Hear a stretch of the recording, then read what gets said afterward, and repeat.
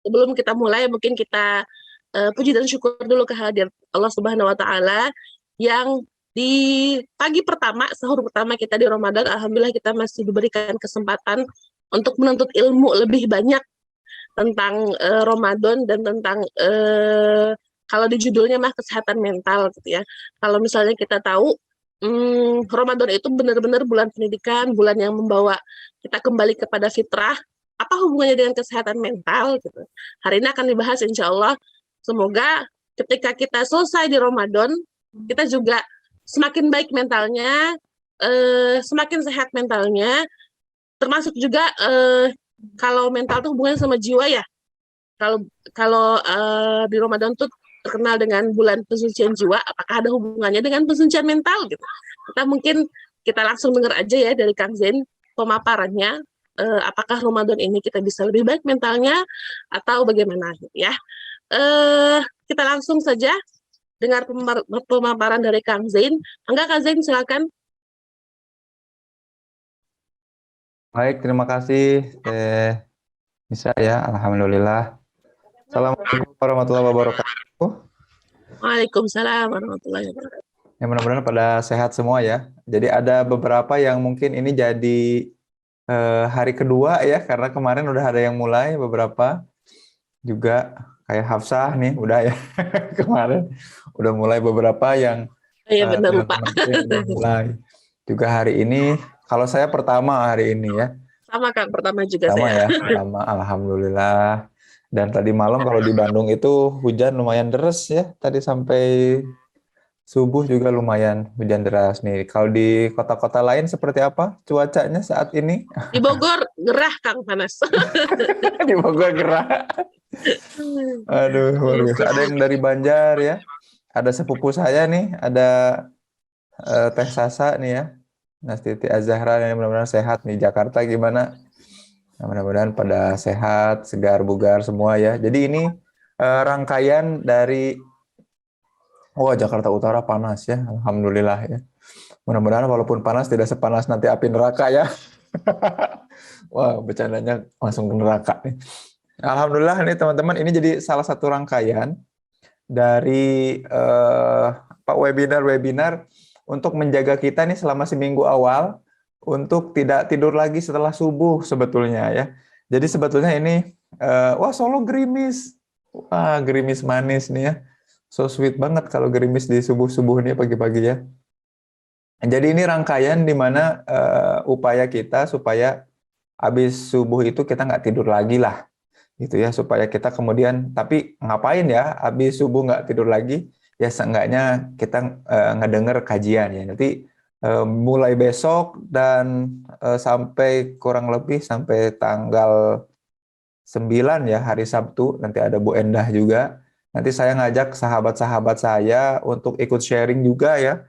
Di sahabat-sahabat saya, dosen-dosen juga di Fakultas Psikologi Unjani akan ikut sharing juga. Ya besok ada Saum sebagai media detoksifikasi fisik dan psikis sama Pak Taufik ya, Pak Rahmat Taufik. Oh, beliau ini lagi concern banget di psikologi, neuropsikologi. Jadi beliau memang concern di situ dan pasti akan seru bahasannya. Nah, tapi kali ini saya mau bahas tentang apa hubungannya antara saum di bulan Ramadan dengan kesehatan mental ya. Karena ternyata kita banyak yang nggak sadar kemudian kalau iman itu erat kaitannya sama kesehatan mental. Jadi sering banget ya yang nanya masuk ke DM ya, yang juga nanya secara langsung di tiap ada kajian. Pertanyaannya tuh kayak gini, apakah seseorang yang punya gangguan mental gitu ya, atau kemudian lagi tidak stabil kesehatan mentalnya, apakah itu merupakan salah satu ciri bahwa orang tersebut apakah ciri bahwa orang tersebut tidak beriman, kan gitu ya? Jawabannya sebetulnya iya. Loh, kenapa iya? Nah, iman yang dimaksud yang mana dan apa? Nah, ini kita akan bahas bareng-bareng ya. Dan kenapa kemudian Ramadan ini jadi momen penting untuk kita menjaga atau melatih kesehatan mental. Nah, ini kita akan bahas sama-sama ya. Bismillahirrahmanirrahim. Ya, alhamdulillah teman-teman yang sudah hadir lumayan banyak juga ya ternyata yang daftar.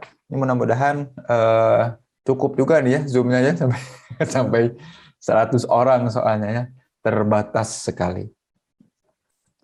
Nah, ngomong-ngomong soal kesehatan mental, teman-teman ya, jadi memang Indonesia ini kalau menurut kami, saya dan Makna Wellness, ya juga Hey Academy, saya dan tim juga melakukan penelitian soal kesehatan mental, memang lagi di masa-masa yang luar biasa ya, goncangan kesehatan mentalnya ini lagi berat. Jadi kita tuh lagi butuh banget upaya untuk bisa tetap waras ya, tetap sehat secara mental. Makanya kebanyakan orang-orang sekarang lagi sok-sok butuh healing gitu ya. Karena memang ya banyak kegelisahan lah, banyak kecemasan, kegelisahan, banyak hal-hal yang membuat kita menstimulasi atau nge-trigger kita untuk tidak sehat secara mental dan macam-macam ya. Saya izin share screen ya, teman-teman semua. Mana ya?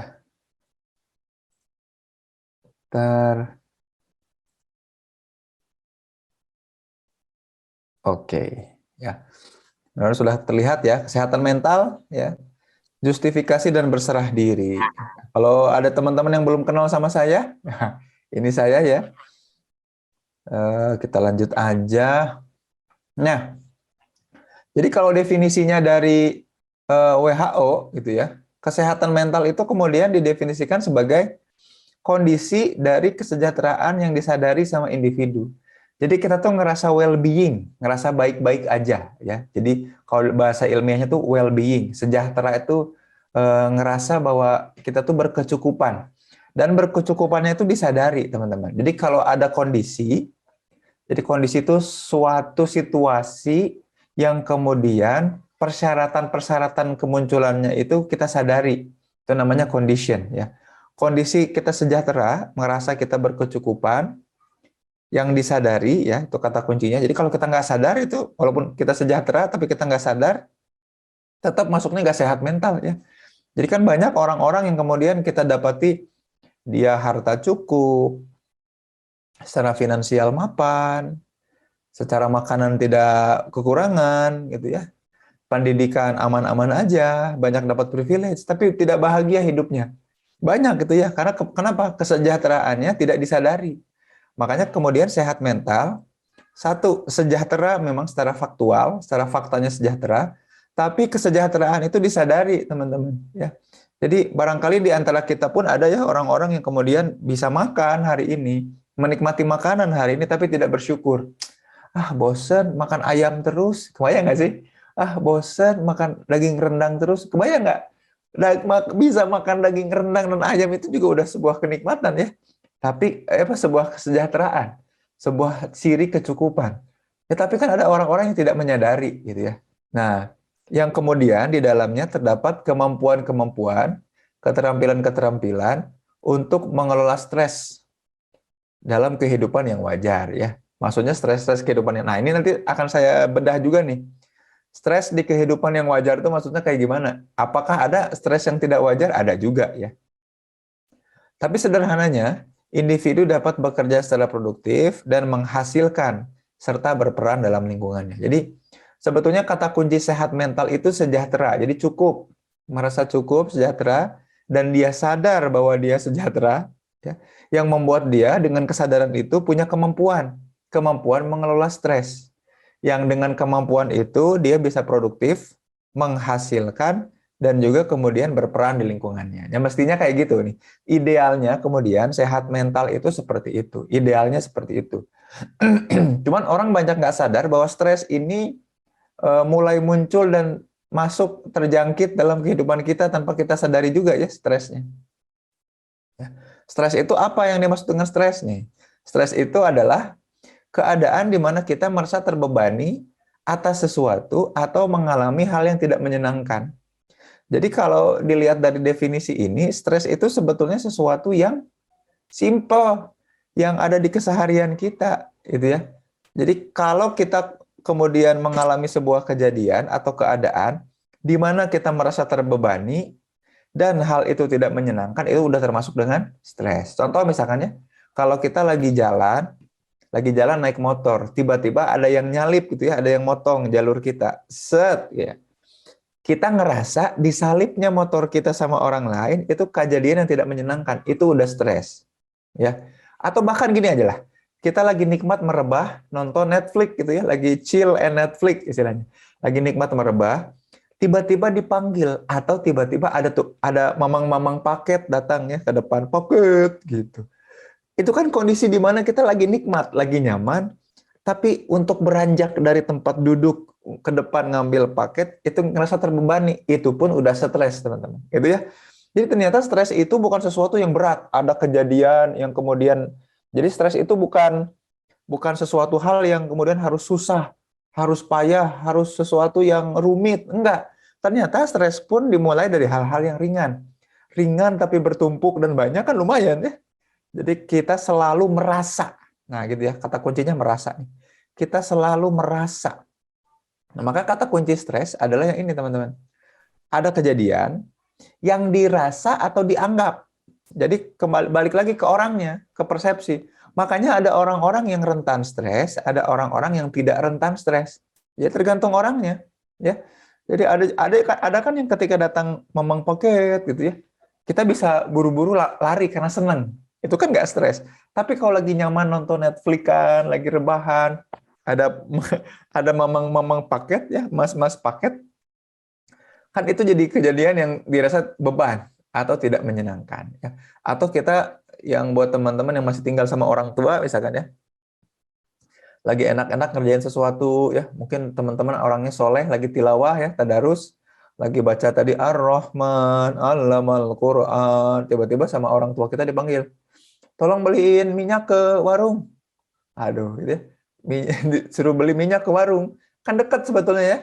Tapi kalau itu dirasa atau dianggap sebagai beban, dan disuruhnya itu merupakan sesuatu hal yang tidak menyenangkan, maka itu pun namanya stres ya. Jadi balik lagi ke yang atas nih, balik lagi ke soal sehat mental. Ternyata stres-stres kehidupan yang wajar tuh stres yang kayak gitu.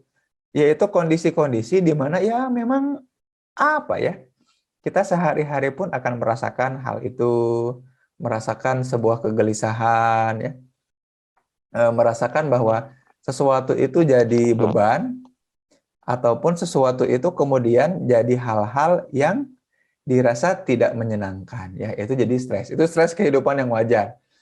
Makanya nih ada kata kunci dari sehat mental, kemudian teman-teman harus pahami ya, ada kesejahteraan, ya kesejahteraan, disadari ya, karena kita kadang-kadang nggak sadar tadi ya, tuh bosen nih tiap hari makan rendang sama steak aja terus, nggak nyadar ya bahwa rendang dan steak itu sebuah kemewahan kan gitu ya, karena tidak sadar ya orang-orang tidak akan punya kemampuan untuk mengelola stres-stres di kehidupan yang wajar. Nah ini juga hal-hal penting nih ya, bagaimana kemudian kita perlu bisa mengelola stres-stres itu yang tadi ya, yang dibahas tadi.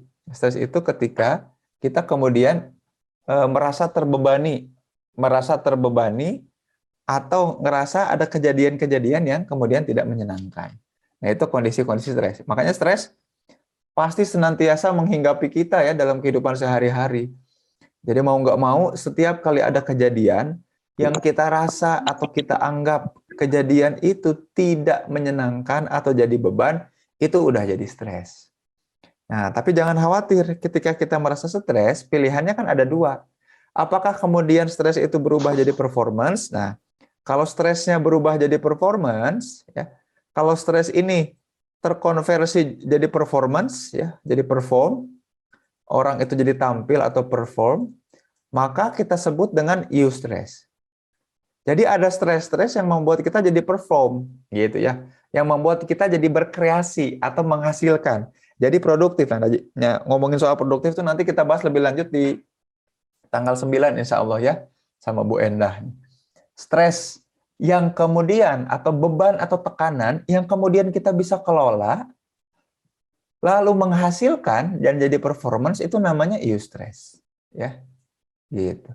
Tapi kemudian stres, jadi kejadian yang kita rasa sebagai beban dan tekanan, tapi kemudian membuat kita malah sakit perut, ya, jadi mah, kena GERD, ya, terus lagi jadi linu, jadi pegel, tiba-tiba pusing, berkunang-kunang, gitu ya. itu namanya jadi distress. Ya. Jadi apa? Jadi distress. Makanya sebetulnya stres itu penting nggak buat kehidupan? Jawabannya adalah sangat penting. Stres itu kemudian jadi penting banget untuk diri kita. Ketika kemudian kita menjalani atau menghadapi kehidupan sehari-hari. Stres itu penting ya. Stres yang lebih penting yang mana? Stres yang bisa dikelola, jadi eustress. Nah, dari sini teman-teman, sebetulnya kesehatan mental kemudian menuntut kita untuk punya kesadaran ya. Untuk punya kesadaran terhadap apa? Terhadap bahwa sebetulnya kita tuh berkecukupan dan kita tuh juga mampu loh mengelola stres ini ya, hal-hal yang kemudian dirasa atau dianggap beban itu jadi sesuatu yang bisa menghasilkan gitu ya.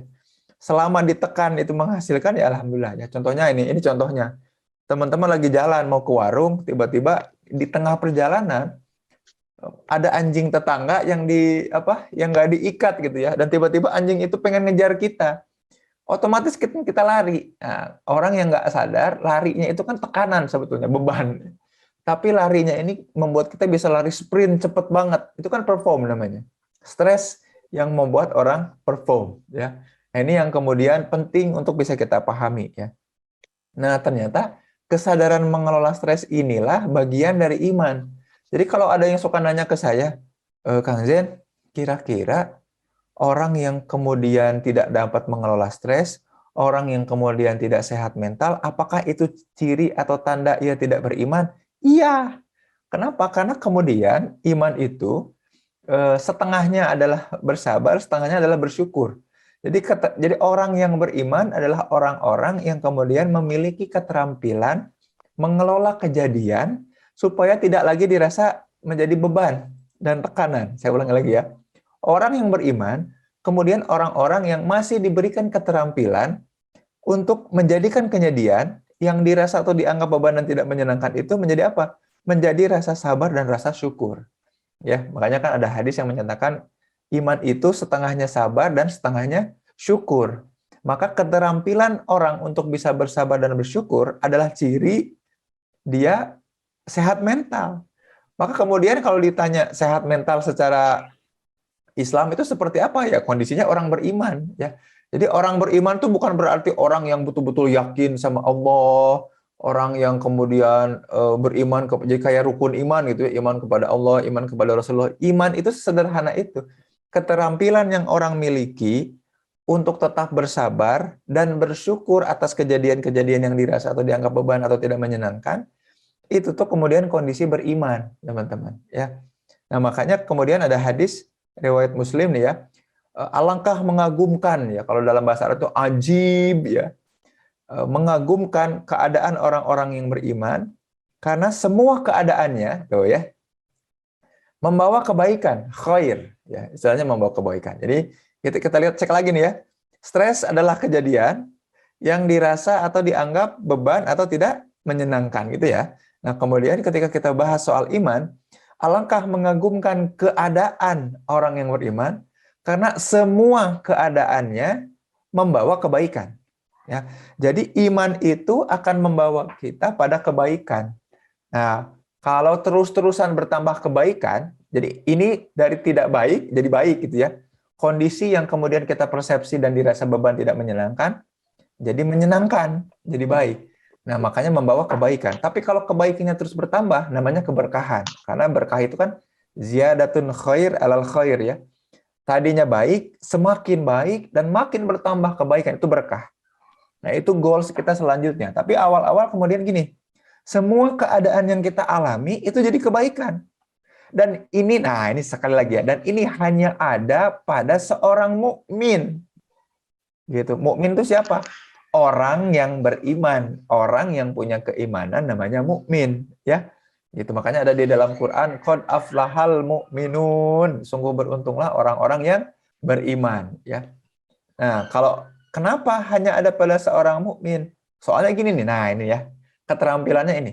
Jika dia mendapatkan kesenangan, maka dia akan bersyukur.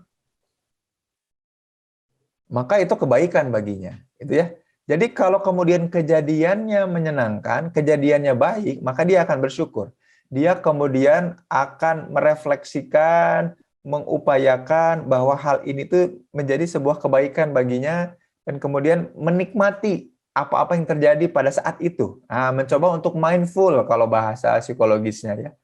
Jadi orang-orang yang keadaannya baik-baik aja, dia berusaha menyadari dan being there, hadir di situ untuk menikmati.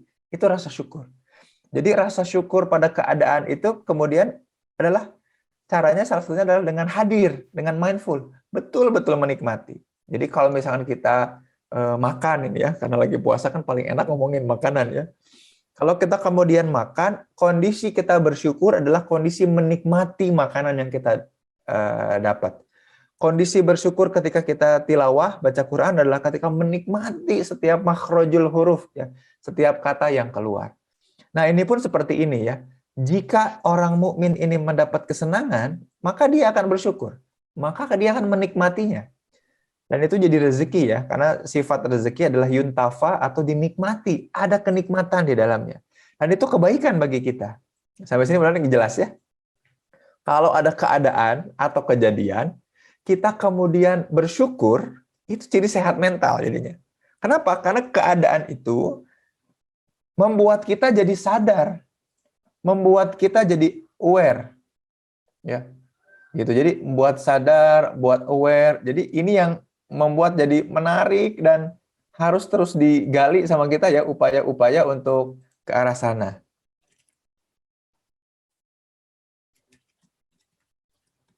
Bentar ya.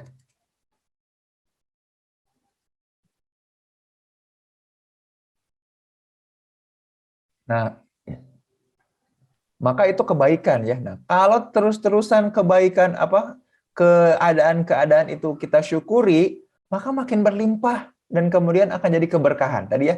Jadi kalau dari titik 0 sampai baik, titik 0 sama titik 0 terus kita mensyukurinya jadi baik, jadi kebaikan. 0 jadi baik. Tapi kalau pengen bertambah terus kebaikan, maka dilanjut tuh namanya keberkahan ya.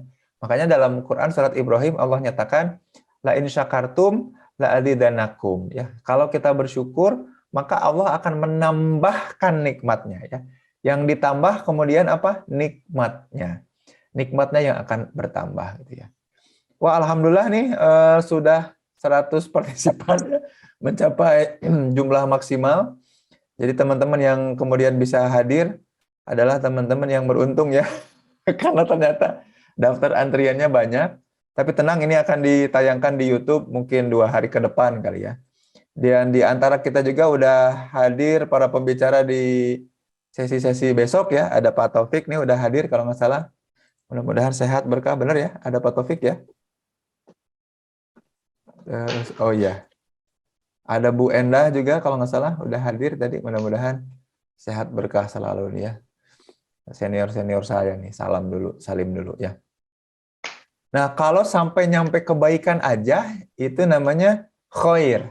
Tapi kalau nambah-nambah terus, jadi keberkahan. Karena keberkahan, ziyadatul khair alal khair. Jadi, orang yang sehat mental adalah orang yang lagi berusaha beriman. Berusaha nyampe titik kebaikan aja dulu. Nah, udah nyampe iman, level selanjutnya nanti keberkahan. Gitu ya. Nah, ini keadaan kalau bersyukur. Tapi jika seorang mukmin ini ditimpa kesusahan, maka dia akan bersabar. Maka itu adalah kebaikan juga baginya. Jadi bersabar itu gini, keterampilan untuk mengkonversi kejadian menjadi hal yang lebih positif. Jadi mencoba mencari hikmah atau menjadikan hal-hal yang tadinya dianggap atau dirasa sebagai beban atau tidak menyenangkan atau bahkan keburukan menjadi sesuatu hal yang baik, ya, menjadi kebaikan. Itu namanya sabar ya. Maka keterampilan sabar penting, keterampilan syukur penting, dan itu sepaket. Tidak bisa sabarnya aja, tidak bisa bersyukurnya aja ya, sepaket. Maka teman-teman barangkali ada yang mau bertanya, boleh ya di kolom chat ya. Jadi sambil saya sharing, barangkali di antara teman-teman ada yang mau bertanya atau ada rasa penasaran, di kolom chat aja ya, di chat. Lanjut ya. Nah, makanya kemudian di surat Luqman juga dinyatakan ya, sesungguhnya pada yang demikian itu benar-benar terdapat tanda-tanda kemahakuasaan Allah bagi setiap orang yang sabar dan banyak bersyukur ya. Sesungguhnya sesungguhnya dzalik ya, yang demikian itu ya. Jadi dzalik itu yang demikian itu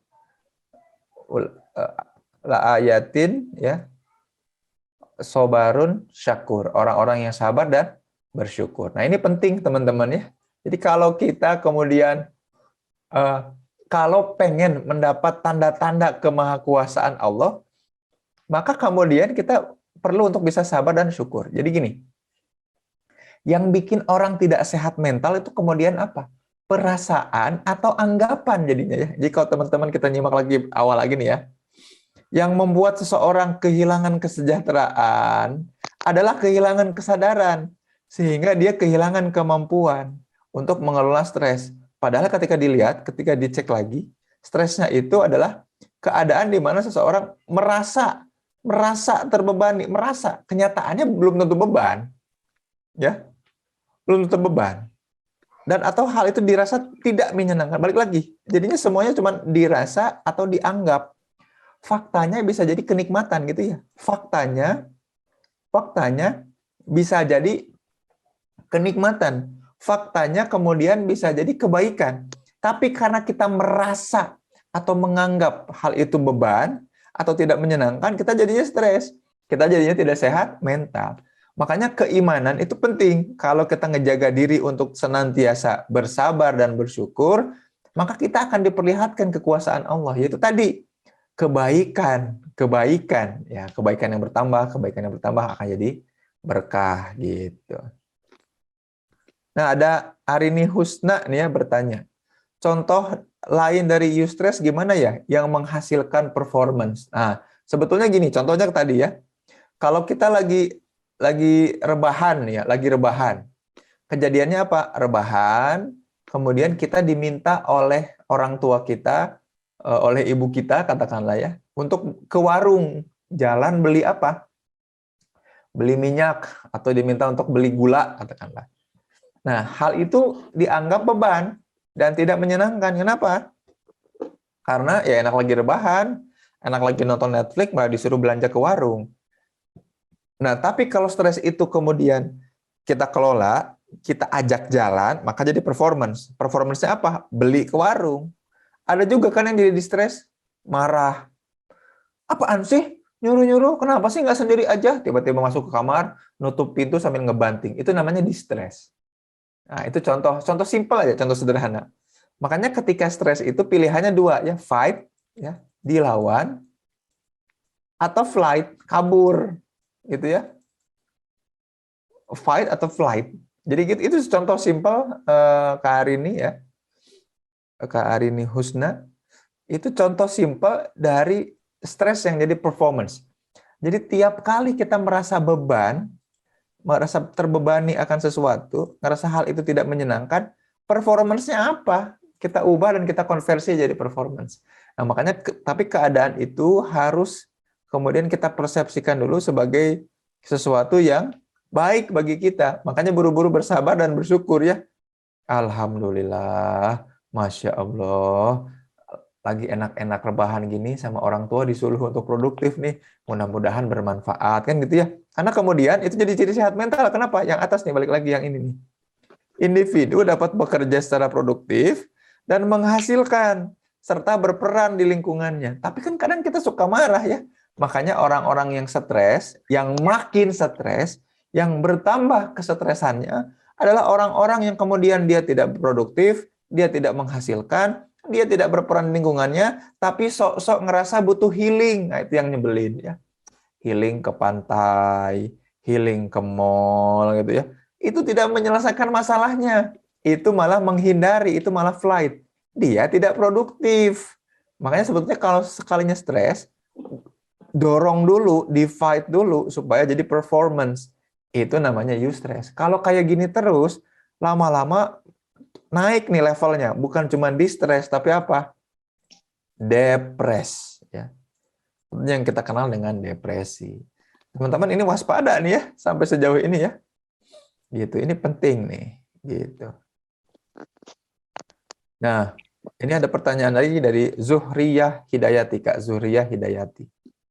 Menurut penelitian yang aku lakukan, kenapa persoalan mental health ini seperti jadi tren? Nah, jadi tren karena ini yang tadi ya. Jadi tren itu karena ditrenin juga, ditrendingkan juga. Ketika orang tidak produktif, tidak menghasilkan, dan tidak berperan, malah nyari-nyari healing yang tidak ada hubungannya sama kesejahteraan, yang tidak ada hubungannya sama kesadaran, yang tidak ada hubungannya sama membangun kemampuan-kemampuan untuk mengelola stres. Gitu ya. Jadi gini, kerjaan nggak seberapa, lembur nggak seberapa, tapi orang jadi tiba-tiba ngerasa butuh untuk healing lebih, ngerasa butuh untuk kemudian melarikan diri dari apa yang dikerjakan. Nah, itu kan membuat orang makin stresnya makin berkali-kali lipat ya. Yang ini tadi, jadinya di-stres karena pada flight, pada kabur, nyari-nyari mood booster, nyari-nyari minuman, kayak boba dan macam-macam gitu ya untuk healing dan macam-macam. Padahal nggak kayak gitu prosesnya. Balik lagi beriman aja dulu ya, kembali sabar, kembali bersyukur ya. Kemudian membuat kita menjadi orang-orang yang balik lagi untuk bisa mengelola stres kita ya. Makanya nih alangkah ajaibnya keadaan orang yang beriman ya. Keadaannya itu membawa kebaikan untuk dirinya.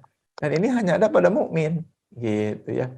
Maka kita kalau bersabar dan bersyukur, ya beriman itu berarti dia akan mendapatkan tanda-tanda kekuasaan Allah. Gitu. Nah ini kita masih belum menghubungkan dengan bulan Ramadan ya.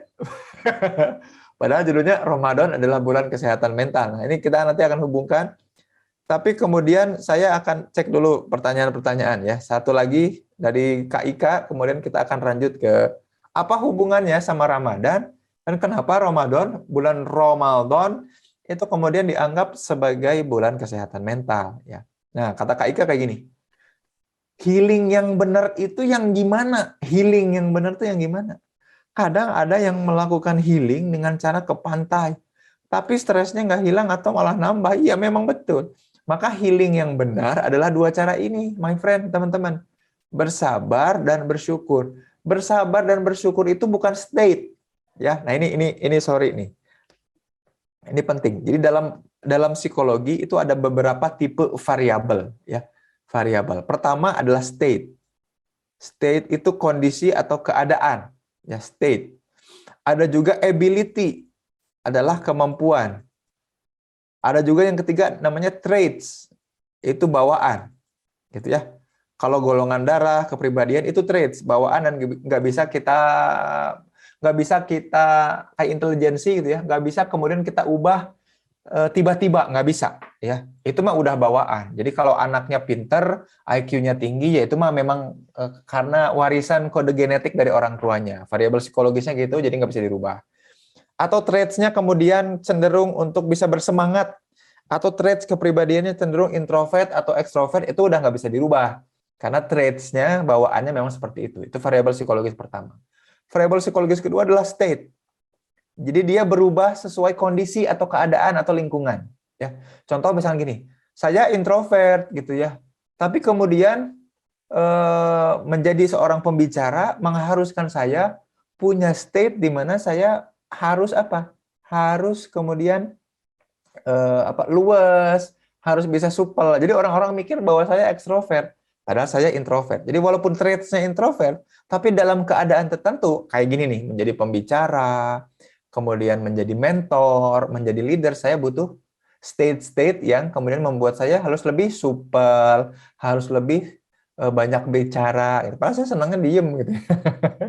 Saya bicara tuh kalau jadi pembicara, diundang untuk berbicara, atau dibayar untuk berbicara, ya masa diem ya. Itu state. Nah, tapi ada ability. Ability itu keterampilan atau kemampuan yang harus dibangun, yang harus dilatih. Nah, orang itu kebanyakan mikir bahwa sabar dan syukur ya, Kak Ika. Orang tuh kebanyakan mikir bahwa sabar dan bersyukur adalah state. Kamu harus sabar, state. Jadi kita tuh harus merespon kejadian atau keadaan atau lingkungan tuh dengan bersabar. Padahal bukan. Sabar itu ability. Dia keterampilan yang harus dilatih. Keterampilan apa kalau sabar? Mengkonversi sesuatu yang kita anggap negatif menjadi sesuatu yang positif. Dalam psikologi istilahnya namanya reframing. Ya, contohnya gini, kita kemudian disenggol sama orang di jalan, lagi naik motor, disenggol sama motor lain. Kita nggak terima gitu ya. Nah, kita nggak terima, kita marah. Tapi kita kemudian mengkonversi kejadian itu, mereframing kejadian itu sebagai satu, oh nggak apa-apa, mungkin dia nyenggol karena buru-buru, cepat. Makanya aku kemudian harus bisa maklum dan memaklumi itu dan kemudian fokus aja supaya tidak mencederai dan mencelakakan orang di jalan. Itu keterampilan sabar, itu ability, itu kemampuan. Itu mesti dilatih. Jadi nggak bisa, dia mah orangnya penyabar. Nggak bisa kayak gitu.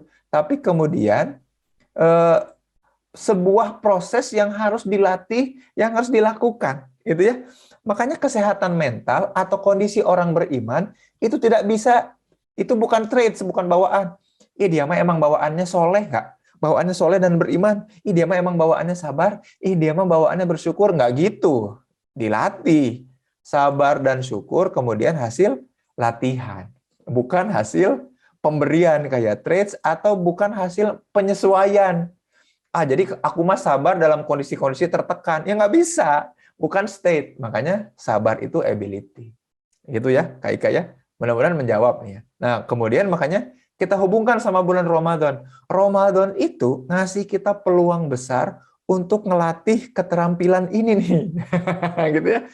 Bulan Ramadan ini bulan istimewa yang membuat kita jadi mukmin sejati karena kemudian melatih everyday secara daily, melatih keterampilan untuk sabar dan syukur.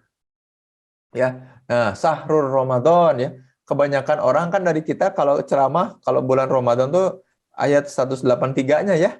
Kutiba alaikumusiyam kama kutiba alal ladzina. Padahal sebetulnya ngomongin bulan Ramadan itu di ayat 185-nya. Sahrul Ramadan gitu ya. Bulan yang di dalamnya diturunkan Al-Qur'an sebagai petunjuk, penjelasan-penjelasan mengenai petunjuk, hak dan batil. Barang siapa kamu hadir di bulan itu, maka hendaklah ia berpuasa. Dan barang siapa sakit dalam perjalanan, maka wajiblah sebanyak hari yang ditinggalkan. Nah, Allah itu menghendaki kemudahan bagimu dan tidak menghendaki kesukaran bagimu. Jadi gini, proses berpuasa itu memudahkan kita gitu ya. Saum itu di bulan Ramadan itu memudahkan kita untuk melatih keterampilan mengkonversi. Kebayang nggak ini ya? Jadi Allah itu kemudian menciptakan Ramadan sebagai state bagi kita untuk melatih ability. Aduh, ya Allah ya Rob. Ini nikmatnya bulan Ramadan tuh kayak gini ya. Allah tuh ngasih state, ngasih lingkungan, ngasih situasi di mana kemudian kita melatih ability untuk sabar dan syukur selama 1 bulan penuh. Karena di bulan lain mah Allah tidak memberikan hal itu, tidak ngasih state itu. State di mana kita bareng-bareng puasa, state di mana kita kemudian bisa saling memaklumi satu sama lain ya. State-nya seperti itu. Sampai sini benar-benar jelas ya. Jadi Ramadan itu, makanya kenapa Ramadan menjadi bulan kesehatan mental? Karena kemudian Allah itu menghendaki kemudahan bagi kita terkait saumnya, terkait pengelolaannya, dan tidak menghendaki kesukaran. Ya. Nah, makanya hendaklah kamu mencukupkan bilangannya ya, serius dalam kemudian melakukan puasanya, saumnya. Jadi saum itu kondisi menahan lapar dan haus itu ngasih state yang kemudian membuat kita mengagungkan Allah ya, proses bersabarnya itu dan juga supaya kita bersyukur. Allah ya Karim, Allahu Akbar. Keren ya? Luar biasa ya. Jadi kemudian proses beriman ini, proses di bulan Ramadan ini ngasih kita state, balik lagi, ngasih kita kondisi yang membuat kita ternyata sama Allah dimudahkan untuk kemudian menjadi pribadi-pribadi yang lebih bisa bersabar dan lebih bisa bersyukur ya. Kurang lebih seperti itu kawan-kawan semua ya. Jadi mudah-mudahan sampai sini jelas ya. Jadi sabar dan syukur itu variabel psikologisnya adalah ability, keterampilan, kemampuan. Yang namanya keterampilan dia perlu ditrainingkan, perlu dilatihkan. perlu melewati ujian-ujian dan percobaan-percobaan. Beda sama state ya. Kalau state itu ya kalau kondisinya banjir, ya mau nggak mau kita yang beradaptasi ya, melakukan adaptasi. Kemudian gimana nih cara menghindari banjir? Bikin niup perahu karet, misalnya perahu karet ditiup ya. Atau kemudian menghindari jalan yang banjir. Itu state. Kita kemudian merespon kejadian. Kalau ability memang kita latih. Nah, indahnya bulan Ramadan, Allah itu ngasih kita state, ngasih kita situasi dan lingkungan yang membuat kita automatically ngelatih bulan Ramadan. Sampai sini mudah-mudahan paham dan jelas ya teman-teman ya. Sebegitu luar biasanya cara Allah kemudian ngelatih kita untuk jadi pribadi-pribadi yang baik di bulan Ramadan. Ya. Jadi jangan sampai kemudian kita ya gimana ya, jadi orang-orang yang GJ gitu ya. Jadi nggak jelas karena nggak ngerti juga cara kemudian ngelola rasa-rasa itu ya. Saya lanjut lebih cepat lagi ya. Setelah itu kita akan masuk ke sesi diskusi. Saya lanjut lebih cepat nih. Ternyata seru juga bahasannya ya. Nah, yang menariknya adalah kondisi umur nih ya. Kenapa saya ngomongin umur? Karena gini, kita itu defisit dari segi umur. Ya, dari segi usia mungkin nggak defisit. Jadi beda antara usia dan umur ya. Usia itu usia kronologis namanya. Dari lahir sampai sekarang namanya usia. Tapi kalau umur itu ada kaitannya sama amal, teman-teman. Ya. Jadi umur itu kalau dalam bahasa Arab amaro, urusan-urusan yang kemudian membuat kita bermanfaat namanya umur. Kalau kita beramal baru dihitung umur. Sedangkan umur itu, umur amal kita, usia amal, umur itu usia amal. Usia amal itu baru dihitung ketika kita sudah balik. Katakanlah umur saya sekarang berapa? 20 tahun lah ya. Katakanlah ini contoh ya, umur saya 20 tahun. Balik umur 15 tahun. Maka kemudian umur amal kita sebetulnya 5 tahun. Jadi walaupun usianya 20 tahun, umur amalnya baru 5 tahun. Nah, umur 5 tahun ini belum kepotong tidur dan lain-lain ya. Membuat kita gimana teman-teman? Membuat kita kemudian jadi mungkin nggak masuk surga ya. Jadi susah dan berat ya. Makanya kemudian kata Rasulullah SAW, seseorang yang paling panjang, orang yang baik itu adalah orang yang usianya paling panjang ya. Usia, umur dari lahir sampai kronologisnya paling panjang dan paling baik amalannya. Umur jadinya, usianya panjang dan paling baik amalannya. Itu umur yang baik. Ya. Mantola umuruhu wah hasuna amaluhu ya. Jadi yang paling panjang usianya dan paling baik amalannya. Nah, problemnya kemudian iman dan amal kita gimana gitu ya. Nah, justru di bulan Ramadan ini banyak diskon-diskon yang ada hubungannya sama usia, umur amal kita, termasuk Lailatul Qadar ya. Yang menjamin kemudian kalau kita dapat Lailatul Qadar, ya Allah ya Rob, mudah-mudahan dapat, kita akan dapat pahala seperti kita saum 1000 bulan ya, berpahala seperti 1000 bulan. Berarti 83 tahun dapat umur amal itu lumayan ya. Daripada umur amal kita yang cuma 5 tahun, ini udah 80 tahun. Makanya man soma Ramadana, ini pasti kalau teman-teman suka ngaji dari kecil ya pasti tahu hadis ini ya. Man soma Ramadana, barang siapa yang berpuasa Ramadan, imanan, ihtisaban. Jadi ihtisab itu bukan mengharap pahala sebetulnya, mengevaluasi apa yang dilakukan. Jadi ternyata bulan Ramadan ini tempat di mana kita ngelatih keimanan, yaitu sabar dan syukur ya. Sabar dan syukur untuk kemudian kita evaluate. Ihtisab itu dihisab ya, dievaluasi. Nah, dengan melakukan itu ternyata kita diampuni dosa-dosanya di masa yang lalu gitu. Dan orang yang beriman mendapatkan ketentraman batin, kesehatan mental balik lagi ya. Karena kalau iman, amanah menggunakan wazan transitif artinya menganugerahkan ketentraman atau perdamaian, well-being tadi. Well-being. Jadi kalau di awal kita udah bilang kesejahteraan itu isinya adalah ketentraman atau perdamaian, ya, damai atau tentram atau tenang. Balik lagi ke well-being atau sejahtera. Jadi iman dengan sehat mental itu sama dengan equal with. Jadi sehat mental itu sama dengan beriman. Beriman itu sama dengan melatih terus keterampilan bersabar dan bersyukur. Begitu kira-kira teman-teman ya. Mudah-mudahan ini kebayang dan jelas. Saya sengaja nyisain waktu setengah jam ini walaupun slide-nya masih ada ya. Oh ini terakhir aja ya. Jadi ada kisah, kan kita tahu ya bahwa mati syahid itu kematian yang diidam-idamkan. Kenapa? Karena pertama nih ya, ini soal mati syahid itu banyak banget hadis sahihnya. Salah satunya saya ambil 4 hal ini. Pertama, kalau kita mati syahid, maka akan diampuni dosa-dosa kita seiring percikan darah pertama. Jadi pas kita mati, kemudian kematian itu membuat kita diampuni dosa-dosanya langsung. Dan bukan cuma diampuni, Allah itu langsung ngasih memperlihatkan kita tempat kita di surga. Kalau kita mati syahid ya. Dan kemudian Allah akan menyelamatkan dari siksa kubur dan neraka. Jadi nggak akan sempat dihisab di neraka, nggak akan juga disiksa di kubur. Nikmat banget. Itu mah udah langsung dapat free pass lah, tiket ke surga gitu ya kalau mati syahid itu.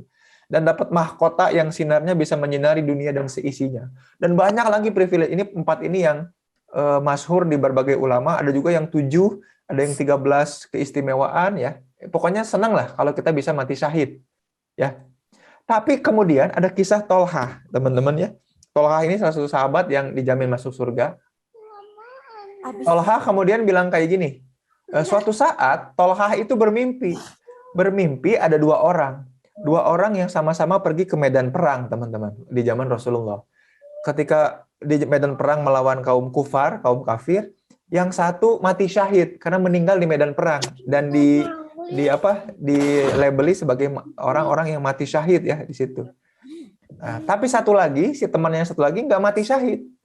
Dia kemudian berhasil pulang dan selamat dari peperangan dan beliau sakit kemudian ya dan meninggal dalam sakitnya di kamar tidur. Jadi meninggalnya bukan karena mati syahid.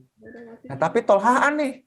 Ternyata si orang yang kemudian meninggalnya di kamar tidur, di tempat tidur, itu kok mendapatkan surga yang lebih baik. Mendapatkan surga yang lebih indah dibanding orang yang mati syahid. Nah, ini aneh nih langsung kemudian. Kok bisa seperti itu ya? Nah, dari Tolhah dan mimpinya itu, kemudian Tolhah nanya ke Rasulullah. Ya Rasul, kenapa kemudian orang ini kok dapat surga yang lebih baik? Padahal temannya mati syahid, sementara dia enggak. Kok dia yang enggak mati syahid dapat surga yang lebih baik dibanding orang yang mati syahid ini? Rasulullah menjawab gini, karena kemudian orang ini kemudian masih sempat ketemu Ramadan, masih sempat ketemu bulan Ramadan, dan di bulan Ramadan itu beliau serius untuk beramal dan melakukan ibadah-ibadah yang membuat dia diampuni dosa-dosanya sama Allah, yang membuat dia mendapatkan Lailatul Qadar, yang membuat dia lebih istimewa daripada orang yang mati syahid. Jadi kalau kita pengen dapat peluang keistimewaan mati syahid ya, tanpa harus berperang, dan kemudian belum tentu juga kita berperang mati syahid ya, ternyata cukup dengan hadir fokus serius di bulan Ramadan ini, ngelatih keimanan kita lewat bersabar dan bersyukur. Mudah-mudahan Allah berkenan memberikan Lailatul Qadar dan memberikan keistimewaan yang lebih dari keistimewaan orang yang mati syahid. Insya Allah. Makanya jangan sia-siakan ini mumpung hari pertama atau hari kedua buat teman-teman yang menjalankan sudah hari kedua, menjalankan bulan Ramadan ini, dan mudah-mudahan ini menjadi keberkahan untuk kita semua. Begitu kira-kira. Ya, itulah materi yang bisa saya sampaikan. Nah, mari kita lanjut. Kemudian dengan sesi diskusi ya. Nah, barangkali di antara teman-teman ada yang mau bertanya atau berkomentar. Nanti kita masuk ke kolom chat, tapi sebelumnya barangkali ada yang mau raise hand ya. Kalau raise salary nggak mungkin soalnya. Silakan Tenisa, kembali dulu ke Tenisa nih. Ya, teman-teman yang ingin bertanya boleh langsung raise hand ya teman-teman ya. Jadi clear ya Kang ya. Jadi memang ada hubungannya antara kesehatan mental dengan iman kita gitu. Dan kalau kemarin agak-agak tabu gitu bilangnya karena selalu kejadian-kejadian yang berhubungan dengan mental itu kadang-kadang orang yang beranggapan berhubungan dengan iman itu dianggap gimana gitu ya Kang. Kalau saya dari awal memang yakin itu ada hubungannya, tapi memang bukan hal yang belum berani untuk gembar-gembor gitu karena memang belum paham juga. Tapi di sini clear ya Kang ya. Betul Memang ada sekali. hubungannya gitu. Mungkin teman-teman ada yang ingin ditanyakan. Kalau nggak salah tadi ada nih dari ini Kang dari Mm, apakah Kang Eri? Yes. Berarti usia sama dengan angka, umur sama dengan keberkahan gitu ya Kang. Coba. betul. Ya, jadi umur itu sebetulnya secara bahasa artinya berarti usia amal. Di umur itu sama dengan usia amal. Kalau usia ya berarti usia kronologis kita dari lahir secara kronologi sampai usia kita saat ini. Tapi kalau sebetulnya umur yang dimaksud umur itu usia amal ya gitu. Makanya umurnya berapa? Ya itu sebetulnya kurang tepat ya. Yang tepat itu usianya berapa gitu. Karena kalau umur itu berarti sama usia amal gitu ya. Berarti dipotong sama apa? Dipotong sama balik ya sebelum balik. Nah, kecuali nanti kita yang jadi orang tua. Kalau kita yang jadi orang tua, amal-amalan anak, dosa-dosa anak sama kita itu juga kan belum kejamin ya gitu. Jadi jangan kepotong gitu. Belum tentu gitu. Kayak begitu. Berarti harus dimanfaatkan momen Ramadan yang ya, biar umurnya Betul. tidak kalah sama usianya. Kalau bisa Betul lebih gitu ya sekali. Kang ya. Ada lagi dari Teh Sasa. Kang, tapi sabar dan syukur itu bukan berarti diam saja gitu kan ya. Maksudnya sabar dan syukur ini bisa kita upayakan dengan ikhtiar, misalnya hipnoterapi Betul. atau gimana ya Kang? Oh Kata ya Teh gini, Sasa. betul. Jadi sabar dan syukur itu karena keterampilan, karena terampil, karena dia kemampuan, berarti harus ada perbuatannya, berarti harus ada actionnya.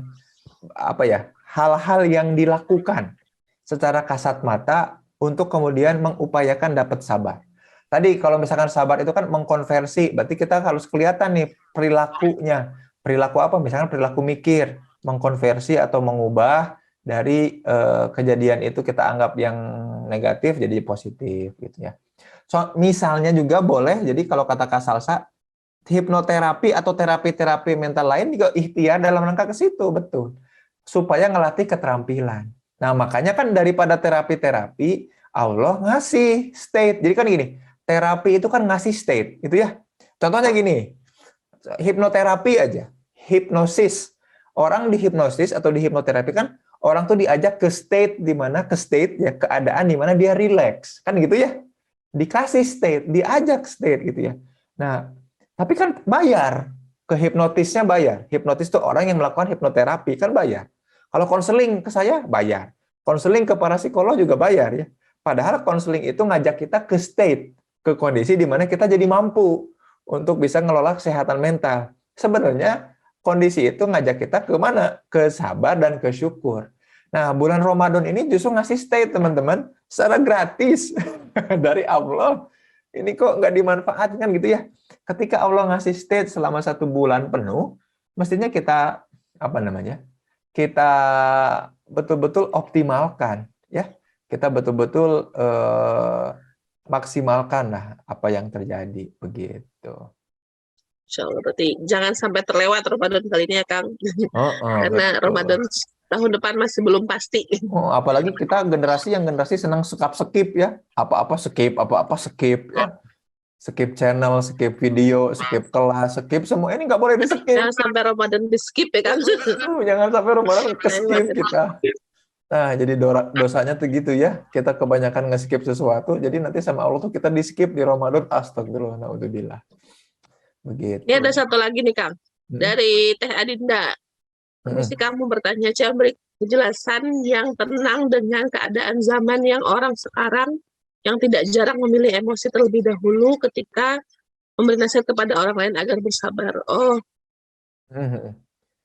Kejelasan dengan tenang dengan keadaan zaman orang sekarang ya yang memilih emosi terlebih dahulu ketika dapat nasihat ya. Oh, gini. Jadi gini, teman-teman, ya. Memang gimana ya? Ya, memang tantangan zaman sekarang gitu ya. Makanya harus kita contoh-contoh gini. Kalau orang zaman dulu itu, kalau orang lain menyinggung, jadi gini, kalau kita menyinggung perasaan orang lain, kita minta maaf kan gitu ya. Maaf ya, gitu. Atau gini, kalau orang tersinggung, kalau kita tersinggung sama orang lain akan minta maaf. Intinya gini, kalau ada orang tersinggung, pasti orang yang kemudian berperan terhadap ketersinggungan akan minta maaf, gitu ya. Kalau zaman sekarang kan enggak. Kalau kita tersinggung sama orang lain akan bilang gini ke kita, baperan lu. Enggak ya lah gitu doang, emosi kan gitu ya. Jadi seolah-olah ya udahlah yang kuat lah, orang kita semua juga mengalami sebuah kejadian. Jadi seolah-olah tuh keburukan itu sesuatu hal yang wajar dan biasa. Dan kalau kita tersinggung atau merasa itu beban dan stres itu jadinya dianggap orang yang baperan ya. Nah, itu juga memang tantangan zaman sekarang ya. Nah, makanya gini, jangan kemudian kita berfokus dulu pada orang lain, tapi berfokus pada diri sendiri. Apalagi misalkan ya, kita pengen nasihatin orang supaya bersabar. Jangan nasihatin orang. Kita aja yang bersabar, kita kemudian latih diri kita upaya bersabar, supaya apapun kejadian atau keadaan yang kita hadapi, kita bisa melihat keadaan dan kejadian itu lebih positif. Gitu aja dulu. Karena kalau jadi lebih positif, kita mudah untuk bersyukur. Kalau udah bisa bersyukurnya, kita akan menikmati apapun kehidupan kita. Orang yang menikmati kehidupannya bisa menghasilkan dan berkreasi dari apa yang kemudian disyukurinya, kan gitu ya. Jadi saling berkaitan nih antara sabar dan syukur, nggak bisa kepisah. Kalau kemudian kejadian itu masih kita anggap beban dan menyusahkan, beban dan tidak menyenangkan, sulit bersabar. Kalau udah sulit bersabar, mana mungkin bisa bersyukur. Kalau nggak bisa bersyukur, mana mungkin bisa menikmati. Kalau nggak bisa menikmati, mana mungkin bisa berkreasi. Jadi semuanya nyambung. Kalau nggak mungkin itu semua dilakukan, ya mana mungkin sehat mental. Kalau udah nggak sehat mental, mana mungkin bisa dapat nasihat gitu ya, Kak Adinda ya. Jadi nggak bisa kita tiba-tiba nyuruh orang sabar. Karena sekali lagi, sabar itu bukan state. Sabar itu harus, jadi gini, kalaupun ngajak orang lain buat sabar, harus ditemenin, harus didampingin orangnya, harus ditempel, karena dia berupa perilaku, bukan state, bukan kondisi. Sabar, nggak bisa, harus ditemenin. Begitu. Keren banget itu. Berarti yang dinasihati sabar itu adalah yang sehat mental gitu ya Kak. Dan harus ditemenin, bukan dinasehatin. Jadi nggak ada sabar dan, kan gini ya, watawa saubil haq, watawa saubis sobr gitu ya. Wal asri innal insana lafi khusrin illal ladzina amanu wa amilus solihat watawa saubil haq. Itu kan yang saling menasehati, bukan cuma nasihat, tapi yang ngajak kemudian kepada kebenaran, watawasau. So itu bukan cuma nasihat, tapi perilaku yang kemudian nganterin, nemenin, ngajak ke kebenaran, watawasau bil haq, watawasau bis sober. Itu tuh bukan cuma nasehatin, tapi kemudian perilaku ngajak, nemenin, dampingin bareng-bareng untuk sabar. Itu orang-orang yang kemudian tidak rugi karena waktunya digunakan dengan baik untuk itu. Watawasau bil haq, watawasau bis sober, gitu ya. Allah mah luar biasa. Begitu kira-kira. Luar biasa. Lanjut ya Kang ya. Sip, Ada dari tadi Teh Zuria lagi. Gimana cara kita nanggepin orang-orang yang menggaungkan bahwa tidak ada? Menggaungkan. Gimana nanggepinnya Kang kalau ketemu orang yang begitu? Menggaungkan orang-orang yang orang-orang yang nggak ada hubungannya dengan iman gitu. Ya nggak apa-apa, kan mereka mah tidak beriman. Barangkali beda keimanan ya. Atau beda, kan gini, jadi gini ya. Orang-orang yang gimana ya? Saya suka jadi bingung jawabnya. Ada orang-orang yang memisahkan kehidupannya dengan agamanya. Seolah-olah hidupnya itu muncul dengan sendirinya. Jadi seolah-olah dia hidupnya itu dilepeh gitu ya. Lahirnya itu bukan ciptaan Allah, tapi di-download gitu. Atau hidupnya terjadi dengan sendirinya. Orang-orang yang tidak mengenal Tuhan. Makanya nggak ngerti apa itu nikmatnya iman. Ya makanya kan di antara banyak kenikmatan adalah kenikmatan merasakan iman, teman-teman. Makanya kan kalau ada penceramah-penceramah yang di awal tuh suka bersyukur, alhamdulillah kita masih diberikan nikmat iman dan nikmat Islam. Karena orang-orang tuh ada yang nggak menikmati itu. Ketakutan ketika ada orang yang tadarus di Malioboro ya, di pinggir jalan. Apa itu pamer-pamer baca Quran gitu ya. Kalau orang pamer maksiat di Malioboro ya, orang pacaran dibiarin. Orang yang kan gitu. Jadi Kak Zuhriah, orang-orang yang kemudian tidak mengkait-kaitkan kesehatan mental dengan iman ya barangkali memang beda iman aja lah ya, nggak apa-apa ya. Kan kalau saya mah kemudian tidak terpisah antara perilaku keseharian kita dengan agama, nggak kepisah. Jadi Quran itu kan jadi panduan, termasuk di dalamnya juga panduan bagi kesehatan mental, gitu ya. Makanya kita diminta khusyuk, diminta khosyah, semua yang ada di Quran itu perilaku-perilaku yang ngaruh dalam ilmu psikologi itu nggak terpisah. Islam dan psikologi itu tidak terpisah. Begitu Kak Zuria ya. Nggak usah ditanggapi juga, pusing nanti nanggepin orang yang tidak mengerti kan bingung ya. Begitu. Betul. Kita sama prinsip kita aja gitu ya, Kang, ya. Betul sekali. Oke, lanjut, masih rame nih Kang. Dari Teh Yusna, bagaimana Kang melatih diri untuk mindful dalam setiap kondisi apapun, terlebih lagi ketika dalam keadaan yang seringkali tidak diharapkan. Jadi gini, mindful itu kan istilah simpelnya tuh hadir saat ini dan sekarang. Dia nggak kepikirin masa lalu, nggak kepikiran masa depan, nggak kepikiran kemana-mana. Tempatnya di dimensi ruang dan waktu saat ini. Ya contoh kalau lagi sholat, Allahu Akbar, fokusnya ke bacaan saat ini, nggak fokus tadi nyimpan kunci di mana ya. Habis ini nanti mau ngapain ya? Enggak, kan orang mah kayak gitu ya. Makanya kadang-kadang malah ada teman saya suka bilang kayak gini, kalau kita lupa sesuatu buru-buru sholat, biasanya pas lagi sholat kita jadi ingat semuanya, gitu ya.